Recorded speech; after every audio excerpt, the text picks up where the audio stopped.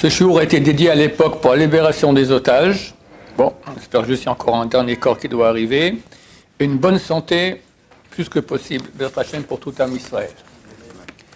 Ok, cette semaine, Shabbat, on finit le livre de Bereshit avec Parashat Vayechi. Et Yaakov vécu. En fait, les 17 ans, lorsqu'il est arrivé en Égypte, il avait 130 ans, il est mort à l'âge de 147 ans. Le Zohar dit que c'était la plus belle époque de sa vie. Ça correspond à la Géoula. Le livre de Bereshit, il correspond à toute l'histoire juive. Les 3 dernières parashiot, on parlait des 2 royautés, Mashiach ben Yosef, l'histoire de Yosef, et Mashiach ben David, l'histoire de Yehuda. Et ils se rencontrent, et ils ne sont pas d'accord, et pour finir, ils s'unissent, et ce sera la Géoula. Le dernier livre, il parle de l'époque de la Géoula elle-même, où il y aura tout ce qui est bien pour le peuple d'Israël, Bezrat Hashem. Et à un moment dans la paracha, Yaakov va mourir et il bénit ses enfants. Terrible.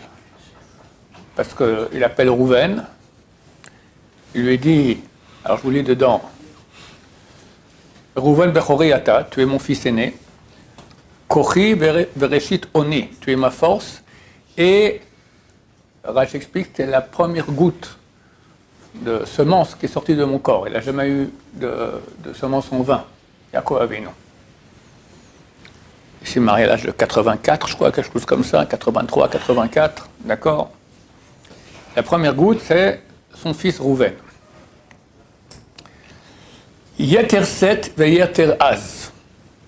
Tu aurais dû avoir 2 choses en plus. La kehuna, vu que tu es l'aîné, tu aurais dû être Cohen, faire Birkat Kohanim, travailler au temple, etc. Yeter az, tu aurais dû être roi d'Israël, la royauté.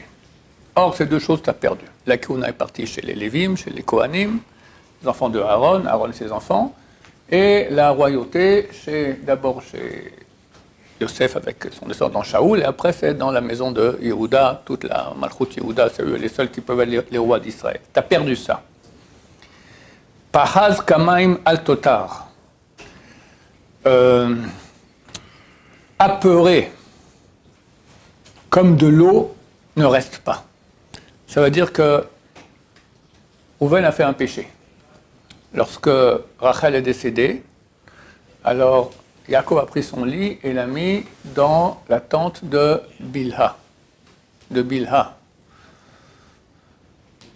c'est la servante de Rachel. Et Rouven, qui était le fils aîné de Léa, il n'a pas supporté. Il dit quoi?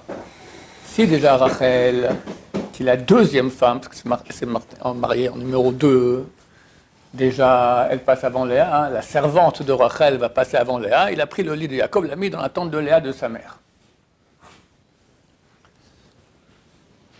Yaakov lui dit, Pachaz, apeuré, rapide, tu réagis vite, comme l'eau ne reste pas.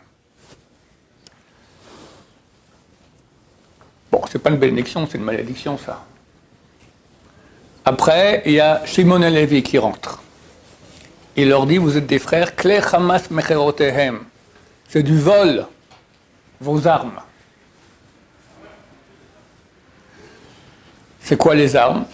Il dit après, Ki be'apam hargu ish, dans leur colère, ils ont tué un homme, c'est qui? C'est Shrem ben Hamor, et toute la ville de Shrem.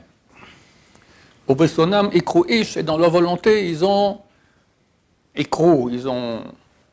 déraciné un bœuf. Le bœuf, c'est Yosef. Yosef, dans sa bénédiction, c'est Bechor Hadarlo. Il est comparé à un bœuf.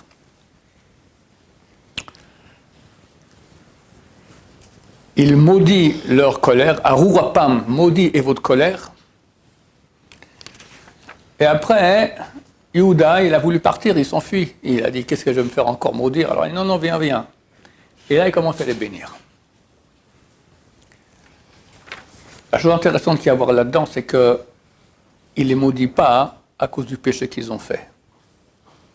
Ce n'est pas écrit Rouven, tu as changé c'est marqué après, tu as changé les lits, etc. Il lui dit, apeuré comme l'eau ne reste pas. Tu as agi avec passion. Tu as vu ce qui s'est passé, tu aurais dû un peu te calmer, voir qui, quoi, comment. Peut-être même que si tu l'aurais fait calmement, ça n'aurait pas été aussi grave. Mais tu étais apeuré, tu étais embêté, tu supportes, tu as fait ça avec patience, sans calme. Et c'est ça que Yaakov va critiquer. De même, avec Shimon et Lévi, il critique quoi? Il dit « Arur apam » qui bapam argouish, dans leur colère, ils ont tué des personnes. Arur apam, que soit maudite leur colère. Il ne va pas critiquer le péché, il va critiquer la mida, la qualité d'âme, ou le défaut de l'âme qui a amené à cela. Et pour nous, c'est un très grand enseignement. Je vous ai amené ici un livre, Sha'arei Kedusha, j'ai amené ici de notre bibliothèque. C'est un livre écrit par Rabbi Chaim Vital. Rabbi Chaim Vital, c'est l'auteur de toute la Kabbalah. Son maître, c'était Rabbi Yitzhak Luria Ashkenazi, qui lui a enseigné pendant 22 mois, Rabbi Chaim Vital, et après il est mort. C'est ça? Le Hari. Et après, pendant 50 ans, Rabbi Chaim Vital a écrit ce qu'il a appris pendant les 22 mois du Hari. Toute la Kabbalah qu'étudient les kabbalistes, c'est rien que ça. On n'a pas le droit d'étudier autre chose. Ça, c'est la vraie Kabbalah juste et bonne que tous les kabbalistes étudient. Du Ramchal, par exemple. Hein? Le Zohar, c'est comme la Mishnah. Et la Rabbeinu Hari, c'est comme la Gemara. Le Zohar, il donne les racines. Mais ce n'est pas du tout expliqué. Rabbeinu Hari est venu, il a développé tout cela. Comme la Mishnah et la Gemara. La Mishnah, c'est un petit texte de 3 lignes, après tu as 10 pages de Gemara. D'accord? Après 200 ans, le Rashash est venu, le Ramchal aussi. Le Rashash a expliqué la Kabbalah de Rabbeinu Hari. Ramchal, c'est un peu différent. Mais l'essentiel, c'est Rabbeinu Hari. Maintenant, Rabbi Chaim Vital, il a écrit presque que de la Kabbalah. Il a écrit un livre qui s'appelle Etz Hadat Tov, c'est un commentaire sur les Tehillim d'après le sens simple. Et ça, c'est un livre de Moussar, de Sha'arei Kedusha, les portails de la sainteté. Passionnant. Le plus grand des kabbalistes qui te dit maintenant un livre de Moussar. Alors, on ne va pas maintenant l'étudier en entier, parce qu'on n'a pas le temps. Mais je vous lis un petit passage qui a à voir avec ce que je viens de dire, au début du chapitre 2.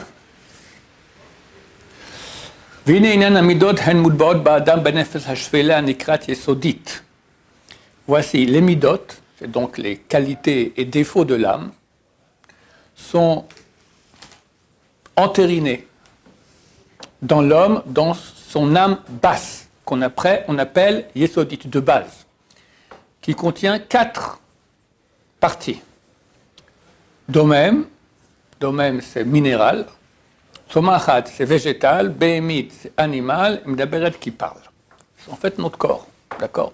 Notre corps, il a des parties qui ne bougent pas, des parties, les os par exemple, c'est comme le minéral, etc.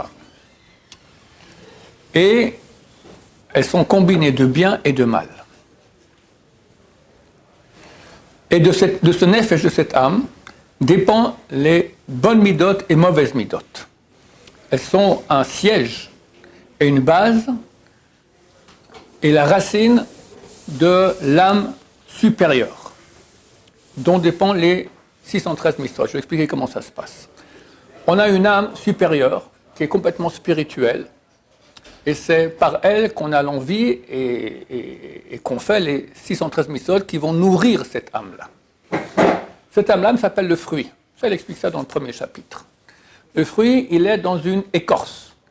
L'écorce, c'est les forces du mal, c'est aussi une âme, qui vont entourer l'âme sainte. C'est du Averot ou... Non, c'est comme ça qu'on est. On a du mal en nous. Dieu nous a créés avec du bien et du mal. Et cette âme mauvaise, elle est entérinée encore dans ce dont il parle ici, l'âme basique, qui en fait, elle est faite de 4 parties. Ces 4 parties sont les 4 esodotes, les 4 bases de ce monde.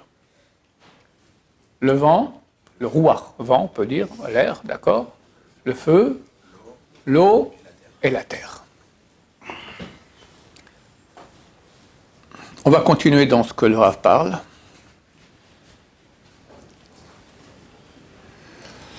il va expliquer que les mitzvot, en fait, tout dépend de cette âme qui est en bas. Parce que c'est la racine de tout.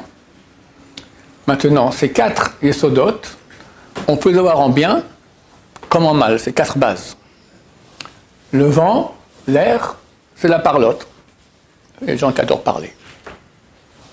Le feu, c'est la colère. La terre, c'est la force d'inertie, c'est la paresse. Vous voyez le matin que vous êtes dur de vous lever du lit, c'est cette partie-là. Et l'eau, c'est l'envie. Maintenant, si on suit ces parties-là, alors l'âme aussi en haut, elle ne peut pas faire les mitzvot. La partie en bas, elle ne fait pas les mitzvot, mais elle est la source de l'âme qui est en haut. Et l'âme qui est en haut ne peut faire des mitzvot que si elle va réparer les mauvaises qualités de son âme d'en bas. C'est pour ça que Yaakov, et nous tous, le Rav ici, il va nous expliquer qu'on doit travailler les midot. Il conclut, c'est pour cela que les mauvaises midot, c'est plus dur que les péchés eux-mêmes, beaucoup, beaucoup. Le péché, c'est un résultat, c'est ok, t'as une mauvaise mida, pas que ça fait un péché. Mais le problème, c'est pas le péché. Le péché, c'est une conséquence. Le problème, c'est la mauvaise mida.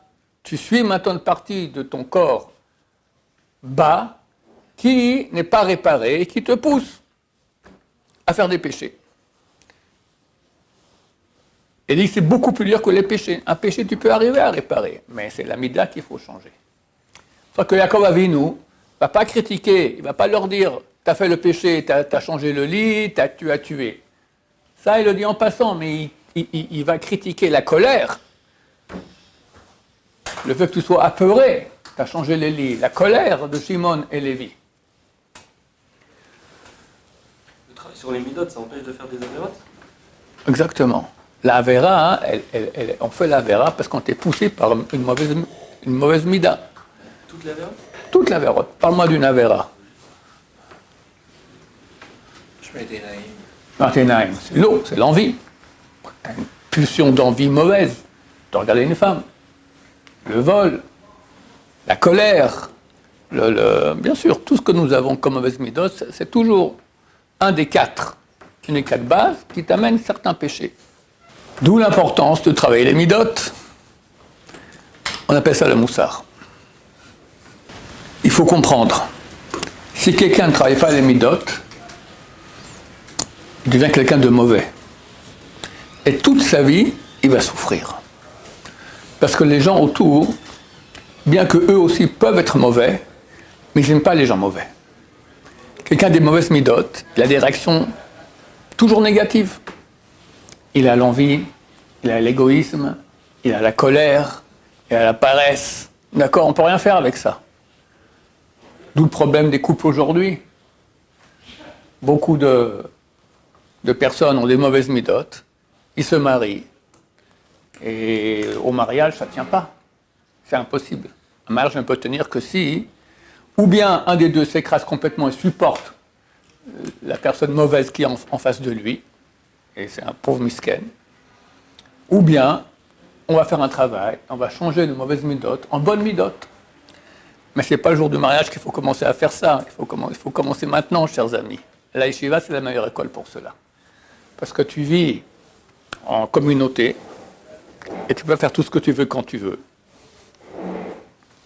Et il y a un programme qui est relativement fixe, d'accord, tu dois le suivre. Ça va te faire travailler les midotes, c'est clair. Et c'est ce que Dieu aime. Parce que quand tu vas travailler tes midotes, tu deviens un tzaddik. Sans parler des mitzvot et des péchés que tu ne fais pas, des mitzvot que tu fais. Ça, on avait dit, c'est qu'un résultat. Quelqu'un qui a des bonnes midotes, il est aimé par Hachem parce que c'est exactement ce que Hachem veut. Il veut qu'on ne parle pas trop. Parler, il faut parler, mais parle de Torah, parle de mitzvot, parle de faire du bien à ton prochain, de chesed. Tu parles trop, forcément, tu vas faire des péchés. La shonara, les critiques, tu vas t'enorgueillir de toi-même. J'ai fait comme ci, j'ai fait comme ça, et critiquer les autres. Ça parlait de femmes, ça parlait de toutes choses qui sont interdites. Si tu ne travailles pas maintenant la mida du hafar, de la terre, tu es paresseux, pour lever le matin, tu arrives à rentrer à la prière, tu es paresseux pour tout, paresseux pour rôtir Dieu, paresseux. C'est terrible la paresse. J'ai fait un cours une fois que j'ai appelé l'ennemi public numéro 1. Parce que nous tous sommes touchés par la paresse. C'est terrible. Chaque fois qu'on veut faire une mitzvah, automatiquement vient la paresse et nous dit non. C'est fatigant, il faut se bouger. On n'a pas envie. Et même si on se bouge, alors on se bouge à moitié. Parce que la paresse, elle nous lie. Elle nous ligote. Alors, comme toutes les midotes, il faut commencer à étudier du moussard, il faut penser à ça. Et quand on voit maintenant qu'on subit une mauvaise midote, se battre. Et on se bat une fois, la paresse revient. Mais si tu te bats 1000 fois, elle part. Le meilleur moyen, c'est de travailler la midote elle-même ou alors travailler la midote opposée. Par exemple, si tu es paresseux, tu travailles le ratson. Les deux. Les deux. C'est-à-dire que si tu vas travailler que la paresse, tu n'auras pas encore la zrizout, comme appelle ça le Messel Sharim, la rapidité. Tu vas aller étudier, mais pas rapide, tu vas normal. Mais il y a aussi un travail aussi de faire les choses avec envie, rapidité, amour de la mitzvah. Ça, c'est pas la paresse, c'est une autre partie. C'est le positif. Qu'est-ce qui restait encore? L'eau, l'envie. On va tous toucher par ça.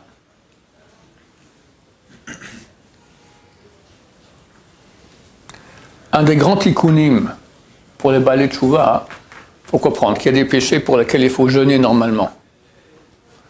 Il s'agit de jeûne tous les jours, pas la nuit. Par exemple, quelqu'un qui a fait zéra la batala, semence en vin, il faut jeûner 84 jours de suite. Alors, ça commence bientôt, les Shovavim, c'est la période la meilleure pour faire ça. Bon, c'est pas facile. Combien de fois? Il y a 3 avis. Un, Chachamud Aftaya, c'est l'élève du Ben Ishraï, un grand kabbaliste, qui dit chaque fois que tu as fait, il faut 84 jeûnes. Un Français moyen, il va jeûner toute sa vie.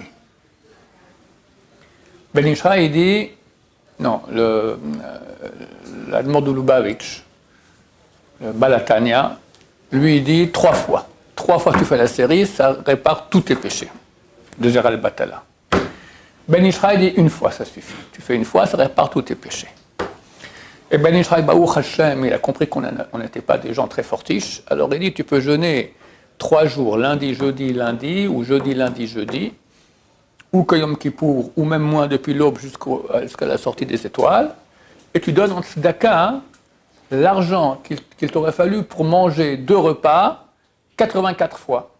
2 repas, tu as le petit déjeuner et le déjeuner, 84 jeûnes, 84 fois. Donc on va dire, tu manges pour 5 € par jour, fais 4 fois 84, combien ça fait? 840 divisé par 2, 420 €. Tu payes 420 €, et c'est valable comme si tu as fait les 84 jeûnes. Très sympa. Quelqu'un qui a fait, il a une relation avec Samnida, 82 jeûnes. Quelqu'un qui s'est mis en colère, 151 jeûnes. Quelqu'un qui couche avec une Goya, Chas Shalom, 216 jeûnes. Avec une femme mariée, 235, si je me souviens bien. Bon, il y a une collection de jeûnes à faire. C'est pas Gemara, c'est la Kabbalah. C'est Rabbi Nouari. Ouais. Maintenant, les grands d'Israël ont donné des trucs à la place des jeûnes, qui peuvent être mieux, qui valent des milliers de jeûnes. Je parlais de l'envie maintenant. Tu manges un bon plat, t'arrêtes au milieu. T'as super envie de continuer. T'arrêtes. Tu verras, il faut que pendant 24 heures, tu vas penser à la suite du plat. D'accord? C'est un tikkun. C'est un tikkun de l'envie. C'est un très grand tikkun.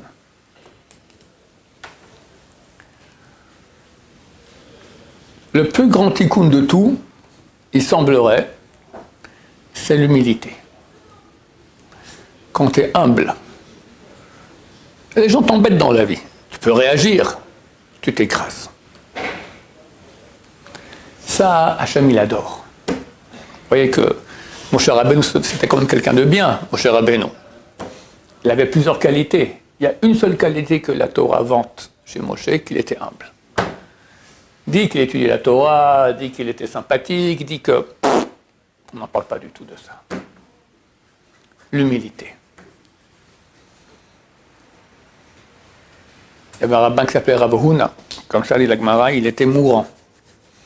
Et un autre rabbin, j'ai oublié son nom, est venu, il a dit préparez-lui le linceul, les habits du mort. Pour finir, il s'est levé du lit et il a revécu bien. Le type qui avait dit préparez-lui le linceul, le Rav, il avait honte de le rencontrer, du genre j'allais dire que tu allais mourir. Un jour ils se sont rencontrés, Rav Huna lui a dit t'as bien fait, je devais mourir. Mais quand je suis arrivé là-haut, Dieu il a dit non, il est humble. Quand on parle mal sur lui, on le fait du mal, il s'écrase. Donnez-lui encore de la vie. C'est la chose la plus grande qu'il puisse y avoir, c'est la source de tout. Il faut s'écraser dans tout, surtout, partout, tout le temps. Exactement. Non, alors j'ai expliqué. Quelqu'un maintenant, on va dire, le cadre où il faut plus apprendre à s'écraser, on a déjà souvent parlé, c'est le couple. Parce qu'aujourd'hui, quelqu'un dans ta chambre, il t'a mis du poil à gratter dans ton lit, bon, bah, tu lui dis, écoute, arrête, continue, tu changes de chambre, voilà. Tu ne vas pas lui casser la gueule, d'accord, tu changes de chambre. Mais ta femme, elle est casse-pied. Elle manque de kavod, elle t'a fait mal, qu'est-ce que j'en sais, d'accord. Les êtres humains ne sont pas parfaits, forcément, on se touche l'un l'autre. Et quand c'est mon conjoint, ça me touche beaucoup plus, parce que je suis vulnérable, me suis ouvert. Donc il faut s'écraser. Mais, dans ce cas, elle avait tort. Alors si je m'écrase, je donne raison à celui qui a tort. Alors déjà expliqué ici qu'on attend que la tempête passe. Elle s'est calmée, je me suis calmé, j'ai même plus envie d'en parler de cette histoire-là. Là, il faut aller en parler. Mais sympathique, avec un sourire. Tu sais, ma chérie, l'autre jour tu as fait comme ci, c'est dommage, comme ça, tatati, ça me touche, machin. Expliquez gentiment. On peut dire qu'on a raison, mais c'est avec la tête, pas avec l'ego qui a été touché. L'ego qui a été touché, ça c'est un animal sauvage. Et quand il parle, l'animal sauvage qui a chez la femme, il se réveille aussi. Et des fois pire. J'ai dit la dernière fois, c'est marqué un homme et une femme, Zachou, s'ils méritent, et à la Shrina, la présence divine qui est entre eux. Comme on apprend ça? Dans le mot Ish, il y a une lettre différente que le mot Isha. Lettre Yud. Dans Isha, il y a un Hey. Les deux autres lettres qui restent, c'est Aleph et Shin. Ça, c'est la présence divine. Ça fait Yud et puis Hey, ça fait le nom de Dieu. Si ça part, qu'est-ce qui reste? Aleph, Shin. Esh, du feu, le feu de la discorde, la bagarre. La Gemara dit plus chez la femme. Pourquoi? Parce que chez l'homme, Ish, le Yud, il est au milieu, entre Aleph et le Shin. Il n'est pas lié. Chez la femme, Isha, le Aleph et le Shin sont liés. Donc elle a un feu plus... elle a un potentiel de feu beaucoup plus grand. Donc il faut apprendre à s'écraser.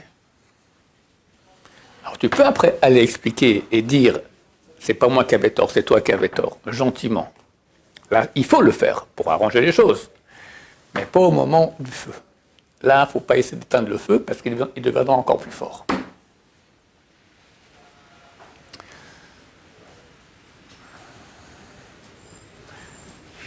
Parlons du feu, la colère. La colère, on voit ici que Yaakov Avinu, il maudit ses deux fils, Shimon et Lévi, c'est quand même des... Il faut comprendre de quoi on parle. Le Shlach Kadosh, il dit que ils étaient plus hauts que les anges. Les 12 tribus, les 12 fils de Yaakov correspondaient aux 12 permutations du nom de Dieu qu'on peut faire. C'est phénoménal. Et la colère qu'ils ont eue, c'était un petit truc de rien du tout. Ils ont bien fait d'aller tuer tous les gens de Shrem. Peut-être qu'il avait raison, Rouven, de changer les lits, mais ça a été fait avec une mauvaise mida, pas dans le calme. Et ça, Yaakov, il est en train de mourir, il le reproche. T'as une mauvaise mida, il faut la changer. La colère, c'est terrible. Quelqu'un qui est en colère, il est comparé, quand il y a une colère grande, où il casse les ustensiles, il est comparé à quelqu'un qui pratique la Avodazara. Chacun va vérifier chez lui combien il se met en colère. Quelqu'un qui ne se met pas en colère, il a gagné énormément. Parce que quand on est en colère, on fait des actes qui sont anormaux. C'est plus nous-mêmes. C'est marqué que notre âme sainte nous quitte. Vient à la place une âme d'impureté. Le sitra achra. On se dit c'est avodazara. Sitra achra, c'est le côté autre. D'accord? Le mal, il rentre en toi. Et il te dit quoi faire. Et tu n'as pas de limite. Tu fais des trucs de fou. Il y en a qui insultent. Il y en a qui tapent. Shemish mort. Toqué. Le type, il a perdu complètement. Il a perdu le... Même Moshe Rabbeinu, il s'est mis en colère 3 fois dans sa vie. Et chaque fois, il s'est planté. Moshe Rabbeinu. La colère, il faut éviter à tout prix. Tu te mets en colère, tu décroches, tu pars. Au moins que tu ne sois pas ici, tu vas faire des bêtises. Tu vas faire des bêtises.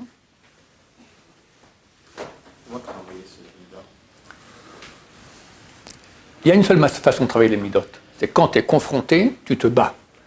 Au début, elle va gagner. Mais au moins, tu te bats. Après, tu vas commencer à manger un peu plus. Et au bout d'un moment, tu restes calme, parfait. Et là, une mida, il faut l'enlever complètement ou il faut trouver un équilibre dans la mida? Il faut l'enlever complètement. Ça dépend de quel mida. Ça dépend de quel mida. Par exemple, quelqu'un qui est avare. S'il devient trop généreux, il va dilapider toute sa fortune. Il n'y a plus de quoi manger à la maison. C'est trop. À part là, un avare. Tu peux aller à fond. Et les gens qui ont un rôle de dirigeant, s'ils sont trop humbles, personne ne va les écouter. Alors eux, ils ont droit à un 1/8 de 1/8 d'orgueil. 1,68, 1,64e. Je ne sais pas comment on calcule cela. En tout cas, un tout petit peu. Un tout petit peu pour qu'on t'écoute un peu. Et la colère? Shum davar 0,0. Tu peux jouer la colère. Tu vois, par exemple, tu as des enfants. Attends, alors, ce que je dis, tu vas jouer la colère. Tu vas venir à tes petits-enfants. Mais dedans, tu es calme. Mais je te déconseille énormément de faire ça. Parce que comment ça se passe? Quand quelqu'un se met en colère, il se retient. Il se retient, mais il a une pulsion de se mettre en colère. Le truc à faire, c'est commencer à parler à voix basse, à chuchoter. Parce que la colère, ça te fait parler fort, crier. Quand tu vas chuchoter, ça te fait retenir ta colère. Maintenant, toi, tu veux la jouer avec tes enfants comme quoi tu es en colère. Alors, tu cries. Alors, au début, les 2 premiers mots, c'était la comédie. Puis après, dans le 3e mot, déjà, tu vis l'acteur déjà. Tu es vraiment en colère. Ça, c'est très, très délicat. Très délicat. Mieux vaut attendre. Et après, tu le réprimandes comme il faut bien. Je crois que c'est avec mon fils, j'ai oublié, je crois que oui. Je ne suis pas certain. En tout cas, une fois, un père, il a donné la fessée à son fils. Il a fait une bêtise, il a donné un coup, puis après encore un 2e coup. Alors, le fils lui a dit, le premier coup, c'était, j'ai compris que tu l'as fait vraiment avec calme, et le 2e, c'était déjà avec nerf. L'enfant, il a senti. Quand tu fais maintenant, il faut donner. Désolé, je dois te donner une bonne correction, je te donne, tac. Après le 2e, c'est déjà... Tu te défoules un peu. L'enfant, il ressent. C'est très, très mauvais. Très souvent, les parents se défoulent sur les enfants. C'est extrêmement mauvais. C'est pas des punching balls, les enfants. Très souvent, les parents se disent, bon, c'est qu'un enfant, on peut lui faire honte, on peut lui faire la chonnara sur lui, on peut le frapper. Il est beaucoup plus délicat et sensible qu'une personne adulte. Combien de fois, Shabbat, les enfants font des bêtises? C'est ça le rôle de l'enfant. D'accord? L'enfant, il sait exactement jouer sur la corde sensible qu'il y a chez toi. Exactement sur le point qui te dérange, c'est là qu'il va... C'est comme ça que Dieu fait. C'est pas lui. C'est Dieu qui te fait travailler tes midotes. On est Shabbat, il te rend fou. D'accord? Maintenant, c'est encore, on n'est que les parents et les enfants. Il y a des invités. Et tu le réprimandes, tu le fais honte en public, devant les invités. Tu dis, c'est qu'un enfant. Ben non. Un enfant, il a aussi sa fierté. Tu l'as fait honte en public. Compliqué. Moi, il s'est énervé 3 fois. Ouais. C'était quand?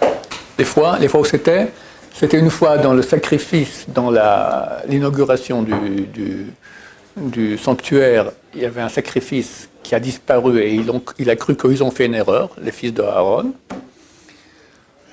Contre l'Égyptien, après. Hein? Contre l'Égyptien. Non, monsieur, on n'a pas entendu qu'il s'est mis en colère. Le rocher, Hein, le rocher. quand il a jeté les tables aussi. Il a jeté les tables, je ne pense pas qu'il s'est mis en colère. C'est pas mis en colère. Non, non. Bah, il a jeté les tables quand même. Ouais, mais il pensait qu'il a fait bien. Et d'ailleurs, Dieu lui a dit bravo. La dernière phrase de la Torah, c'est Dieu lui a dit bravo. Et encore une troisième fois, qu'est-ce que c'était? Bon, j'ai oublié. Voilà. Donc, de quoi on parlait? Alors, c'est clair que l'endroit où on a le plus le terrain de travail sur les midotes, c'est avec sa femme et les enfants. C'est les gens les plus proches. Ceux qui se permettent de faire tout ce qu'ils veulent quand ils veulent. Alors toi aussi, d'accord? Tu peux avoir été horrible à la maison, tu t'es énervé, t'as crié, t'as hurlé, tu sors, tu vois ton voisin. Bonjour monsieur Cohen, comment allez-vous? T'es tout gentil. Si ça monsieur Cohen, comment t'étais il y a 3 minutes, il aurait été horrifié. Voilà, le vrai terrain, c'est quand on est avec les proches, où on montre la vraie personne qui est en nous. C'est pour ça que quand on fait un chidour, il faut y aller lentement pour bien vérifier, essayer ce qu'on peut, les midotes du candidat à être ma femme ou mon mari. D'accord? Parce que c'est l'essentiel. Le Chazon Ish, il a dit, ce qu'il faut voir une femme comme chez un garçon, qu'il est responsable, sérieux et qu'il est gentil. Et une femme, qu'elle soit gentille. La base de tout. Parce que c'est une sadéquette, c'est elle prie 3 heures par jour, tout ça, mais elle n'est pas gentille. Qu'est-ce que tu fais avec ça? Tu veux pas une prieuse, tu veux une femme gentille. C'est la base de tout. Donc, bien vérifier les minotes et nous-mêmes bien travailler nos minotes pour être des maris gentils. Baruch Adonai, l'olam, amen va amen.